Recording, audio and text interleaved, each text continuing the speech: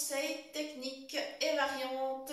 Bonjour les amis, comment allez-vous? Eh bien, chez nous tout va bien. Et c'est donc un dessert à base de riz que nous allons vous proposer. On expliquera plusieurs variantes bien évidemment. Et je vous dis tout de suite qu'on va utiliser des herbes aromatiques donc dans cette version sucrée. Voilà, alors le riz au lait, qu'est-ce que c'est? Bien à la base, c'est tout simple, c'est du riz, du lait, du sucre. Bon, mais c'est un peu simpliste et on peut faire beaucoup mieux que cela, on peut faire beaucoup plus fin. Je vais vous expliquer justement en cours de route tout ce qu'on peut faire. Dans ma casserole, j'ai mis un morceau de beurre, une petite pincée de sel, mais vraiment pas trop, hein.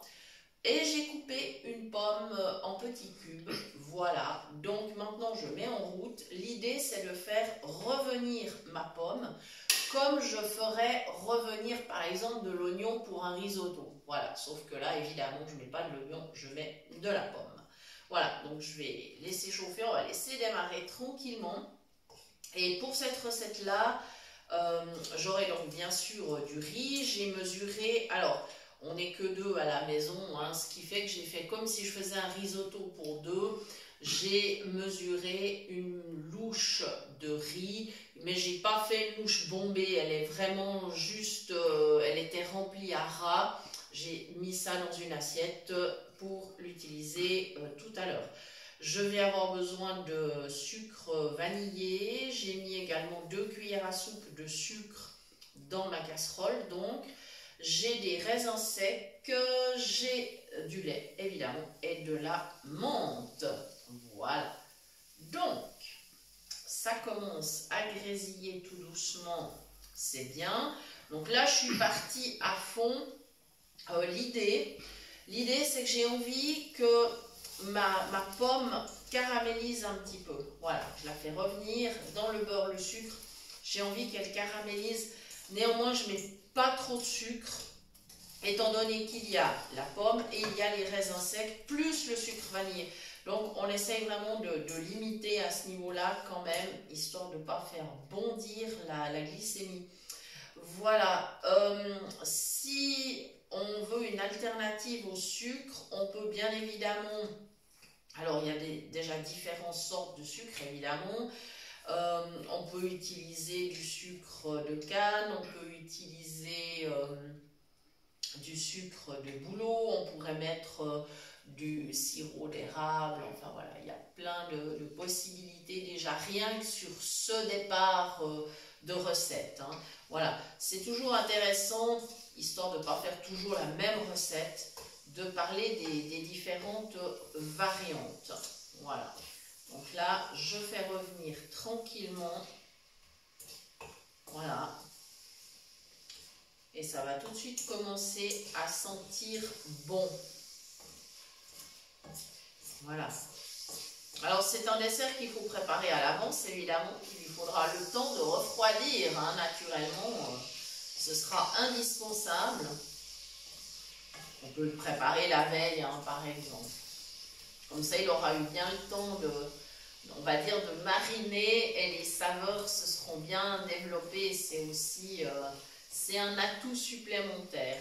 Les autres atouts de ce dessert, ben d'abord, c'est qu'il ne contient pas de gluten, forcément, hein, le riz n'en contient pas. Tous les autres ingrédients n'en contiennent pas non plus. Donc déjà, ça c'est aussi un avantage. Et si vous voulez un dessert sans lactose, eh bien tout simplement, vous pourrez remplacer le lait par un lait végétal, par exemple lait de soja, ou voilà, vous avez la possibilité de le remplacer.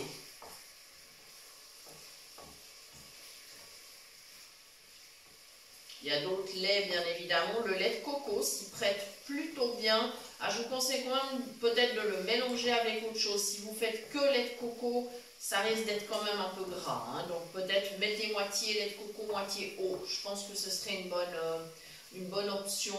Le lait d'amande, par contre, je ne pense pas qu'il cuit facilement. Il va peut-être s'altérer à la cuisson. Je déconseillerais plutôt. Mais après, vous pouvez essayer. Dites-nous hein, d'ailleurs quelle variante vous avez faite. C'est toujours intéressant de le savoir. Moi, j'aime bien avoir vos suggestions dans les commentaires. Ça nous fait toujours plaisir de découvrir. Voilà, ça rissole tranquillement.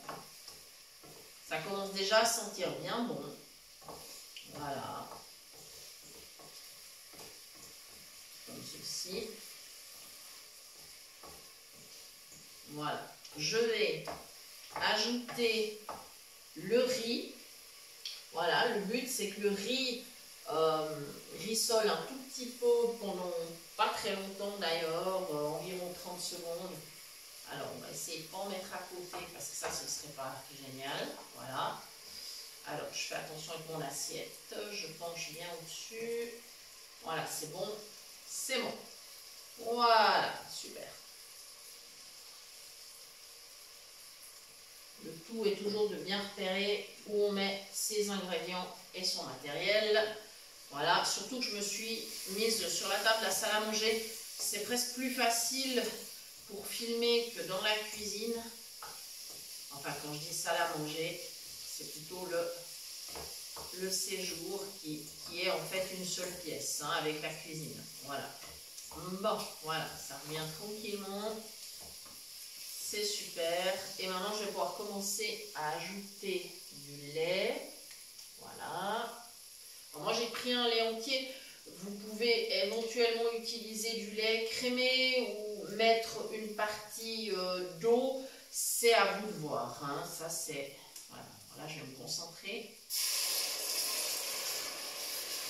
Voilà. Alors, normalement... on met 3 volumes de liquide pour un volume de riz. Là, j'ai fait attention, j'ai pas trop mis sur le départ. Pour quelle raison? Eh bien, simplement parce que le lait, lui, il ne demande qu'à bouillir et déborder. Et c'est exactement ce que je veux éviter. Alors déjà, je remue constamment et j'en mets pas trop sur le départ. Parce que ça, par contre, voilà. On va quand même essayer d'être prudent et inutile de vous dire que j'ai pris une casserole suffisamment grande, voilà, pour éviter tout risque. C'est pas le jour de prendre la toute petite casserole hein, de la collection. Voilà. Alors, je vous garantis que ça sent super bon. On a déjà cette odeur de caramel, justement, que j'ai obtenue en faisant revenir ma pomme dans le beurre et le sucre. Voilà. Ça va plutôt bien, c'est plutôt sympa. Voilà. On va laisser mijoter à feu doux. Voilà, c'est super. Je vais pouvoir maintenant rajouter un peu de lait. Parce que je suis tranquille. Le feu a diminué, donc voilà, je peux ajouter du lait. Alors idéalement, un riz à risotto conviendrait super bien. Sinon, le cas échéant, un riz long grain fait l'affaire. Voilà. Comme ceci. Voilà. On va laisser mijoter tranquille. Voilà. Maintenant, il est temps d'ajouter le sucre vanillé et les raisins secs. Je profite d'un moment justement où le lait n'est pas en train de bouillir, où il ne risque pas de déborder. Parce que ça, ce serait vraiment dommage. Voilà. Alors, après, je vais vous expliquer différentes techniques de cuisson pour cette recette. Il y a plusieurs façons de faire. Et comme ça, vous pourrez choisir celle qui vous convient le mieux. Je vais ajouter des petits raisins secs. Moi, j'adore ça. Voilà. Et après, on parlera bien sûr des variantes. Hein. Voilà. Pour le moment, je mets mes petits raisins. Hop. Comme ça, ils auront le temps de gonfler pendant la cuisson. Donc, je ne les ai pas mis trempés avant de démarrer ma recette. C'est pas la peine. Hein. Ils vont gonfler tranquillement dans le lait pendant la cuisson. Voilà, c'est parti. Et voilà. Bien.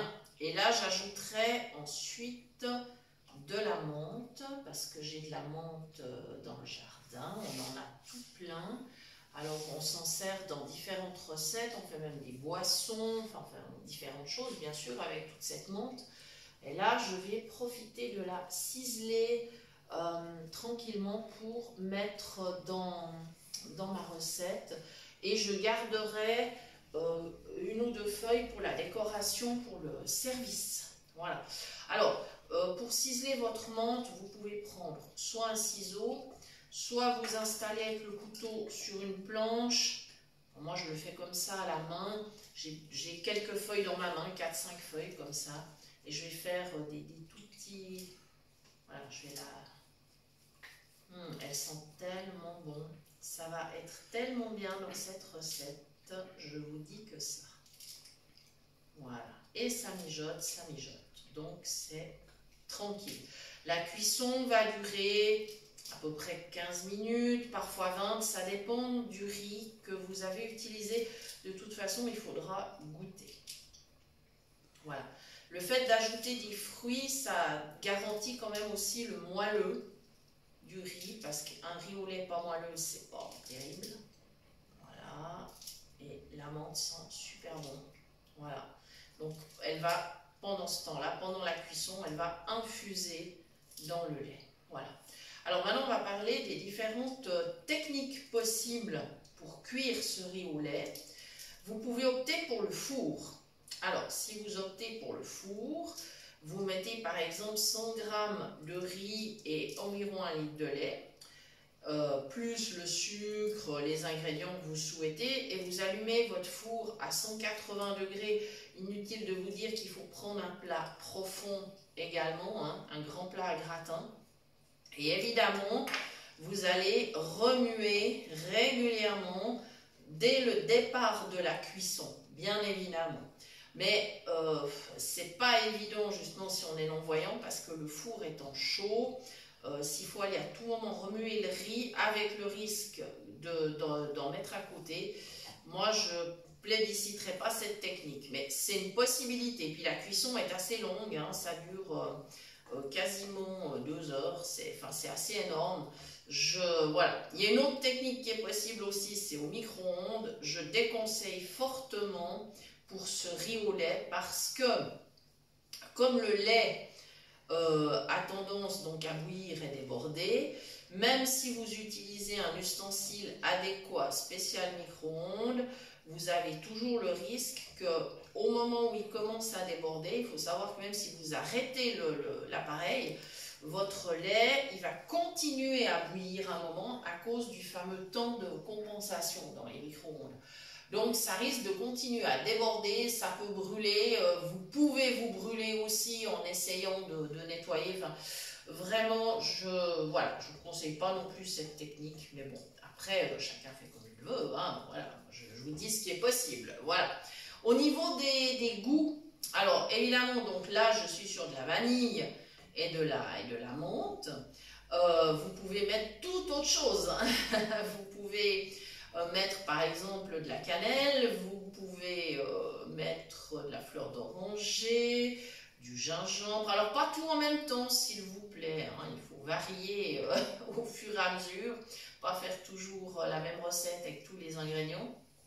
D'autres herbes aromatiques sont possibles comme le romarin, le basilic, spécialement si vous avez du basilic tropical, qu'on appelle aussi basilic thaï, qui a un petit goût anisé. Ben là vous aurez un résultat un peu surprenant, mais franchement très très très très sympa. Il est possible de mettre de la cardamome, il est possible de mettre de l'anis étoilé. À ce moment-là, vous mettez votre anis étoilé dans la casserole pendant la cuisson, comme vous le feriez avec le bâton de cannelle par exemple, ou vous pouvez le faire avec une gousse de vanille fondue en deux, puis évidemment vous l'enlevez à la fin de la cuisson, hein. Un peu de girofle par exemple, avec la cannelle, ça peut se marier très très bien. Mettez 3-4 clous de girofle pour la cuisson et vous les enlevez après, ça c'est tout à fait possible. Les zestes d'agrumes, bien évidemment, citron, orange, pamplemousse, citron vert, voilà, donc ça c'est tout à fait possible. Voilà, j'ai rajouté du lait, hein, si jamais, voilà, et ça mijote toujours bien. Donc ça c'est chouette, je suis super contente. Je fais attention avec mon feu, je ne le mets pas trop fort, ça va être bien moelleux. C'est ça qui est chouette. Voilà, donc voyez au niveau des goûts, hein, vous mettez un petit peu ce que vous voulez. Si vous ajoutez d'autres fruits, par exemple de la framboise, de l'abricot, de la cerise, de la pêche, pruneau, enfin selon les saisons, hein, poire, vous pouvez mettre tous les fruits que vous voulez, hein, ananas. Vous pouvez même tenter sur l'automne, l'hiver, par exemple, des petits morceaux de courge ou bien de butternut ou de potimarron que vous faites revenir comme moi j'ai fait revenir ma pomme au début. Franchement, ça ira super bien. Et même en version sucrée, vous verrez, c'est fameux. Donc voilà, c'est possible aussi. Et au dernier moment, si on souhaite, on peut ajouter une petite goutte. Alors pourquoi pas d'un petit vin blanc sucré, un petit rosé, pourquoi pas, une petite goutte, mais vraiment une petite goutte. Hein, il ne s'agit pas de noyer le riz. Hein. Et puis sinon, on peut opter pour du rhum. On peut d'ailleurs mettre un mélange fruits confits et puis justement la petite touche de rhum à la fin. Voilà, ça c'est vraiment comme on veut. Le cognac si vous aimez, le calvados, pourquoi pas. Voilà, donc Armagnac, Amaretto, Limoncello, ce que vous voulez en fait. Hein. Encore une fois, c'est votre imagination. Et il y a maintenant des arômes naturels qui existent, qui sont d'une excellente qualité. Vous pouvez aussi essayer d'en ajouter. Si par exemple vous avez mis de la pêche ou de la framboise, de la cerise, vous pouvez essayer de mettre quelques gouttes d'arômes. Allez vraiment sur des arômes naturels, hein, pas des arômes de synthèse. Mais ça renforcera un petit peu le goût et vous aurez un super riz au lait. Pour la présentation, donc là après on va le laisser refroidir, hein, une fois qu'il est cuit on le laisse refroidir. Une fois bien refroidi, on le met au frais. Alors soit on le met au frais dans un plat de service tout simplement, ou un tupper, voilà. Ou alors on utilise des petits contenants. Si vous avez par exemple des anciens pots de yaourt en verre, ben, pourquoi pas, vous servez là-dedans. Et puis vous décorez avec une petite feuille de menthe, vous pouvez ajouter à côté une petite touche de crème fraîche, voilà, ou de chantilly, ou voilà, décorer avec un ou deux fruits, ou les petites feuilles de menthe. Alors, en parlant des herbes aromatiques, oui, romarin, thym citronné, lavande, essayez la lavande, c'est super. Sureau, c'est la saison, il y a du sureau en ce moment. C'est surprenant, mais c'est super bon. Il y a aussi, donc oui, on avait parlé du basilic, je voulais encore vous parler de la verveine citronnée, de la mélisse, de la citronnelle, l'estragon, vous pouvez tenter, n'en mettez pas trop, c'est assez costaud l'estragon, mais vous pouvez le faire. Et puis, vous pouvez aussi utiliser de la sauge, on fait bien des bonbons à la sauge. Donc pourquoi pas effectivement dans une recette sucrée également. Voilà, donc c'est un peu toutes ces idées que je voulais vous donner autour de ce riz au lait. Et je vous rappelle donc que vous pouvez toujours nous écrire à l'adresse suivante, cuisinepratique@mail.ch. Vous nous retrouvez sur Facebook également sur la page du même nom, c'est-à-dire Cuisine Pratique pour les non-voyants, ainsi que dans le groupe WhatsApp Phoenix Cuisine Pratique. Si vous avez envie de venir papoter avec nous, faites-le nous savoir. C'est un groupe d'entraide. On parle évidemment recettes, mais pas seulement. On parle aussi astuces, matériel,